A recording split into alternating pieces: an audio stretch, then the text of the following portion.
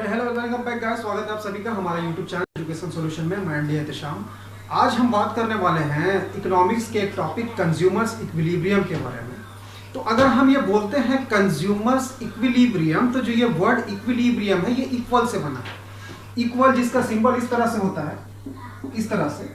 तो अगर इक्वल की हम बात करते हैं, कहीं इक्वल लिखते हैं तो इसके एलएचएस में भी कुछ होगा और आरएचएस में भी कुछ होगा और दोनों आपस में बराबर होगा। अगर इधर 2+1 है तो इस तरफ 3 हो जाएगा, ये इस तरह से बराबर होता है।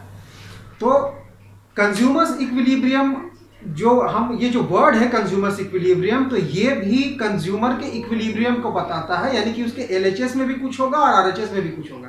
तो एलएचएस में कॉस्ट होता है और आरएचएस में गुड्स को कंज्यूम करने के बाद मिलने वाला जो यूटिलिटी है, जो उपयोगिता है, वो होता है। और वो दोनों जब आपस में बराबर होगा तो उस सिचुएशन को कंज्यूमर्स इक्विलिब्रियम कहते हैं।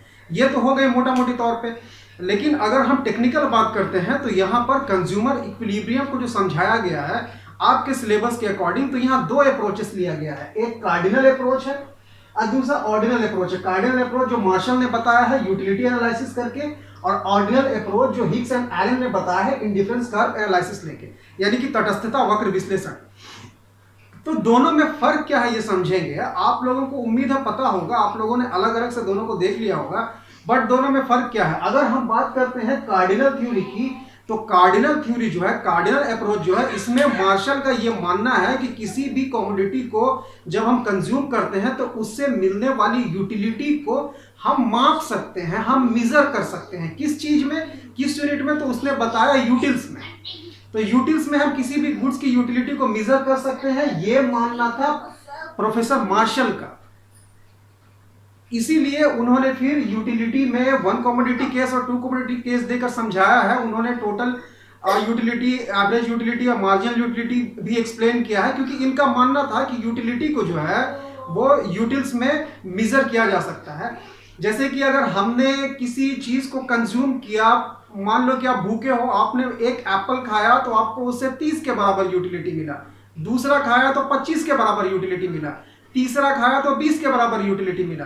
तो इस तरह से यूटिलिटी को नंबर्स में मेंशन किया जा सकता है, ये मार्शल का मानना था। बट अगर हम बात करें हिग्स एंड एलन का, तो हिग्स एंड एलन इस बात से एग्री नहीं करते। उनका मानना है कि हम यूटिलिटी जो है एक फीलिंग है, एक थॉट है, हम उसको किसी नंबर्स में मेंशन नहीं कर सकते। एग्जांपल के तौर पे अगर आपने अपने घर में आज नाश्ता किया है तो आप क्या ऐसा बोलते हो कि आज जो हम नाश्ता किए तो हमको 75 यूटिलिटी मिली, 75 यूटिल्स हमको मिला नाश्ते से। या फिर अगर लंच लिया तो लंच से हमको 80 यूटिल्स मिला। क्या हम इस तरह से मेंशन करते हैं? हम नहीं करते। तो अगर प्रैक्टिकली देखा जाए तो हिग्स एंड एलन का ये मानना है कि जो किसी गुड्स को कंज्यूम करने से हमको जो यूटिलिटी मिलती है, तो पिछले कंजप्शन और करंट कंजप्शन को हम कंपेयर कर सकते हैं। बस यूटिलिटी को हम बस कंपेयर करके बता सकते हैं कि हाँ, ये वाला जो है पिछले वाले से ज़्यादा अच्छा लगा या ये वाला पिछले वाले से कम अच्छा लगा। सिर्फ कंपेयर करके बताया जा सकता है।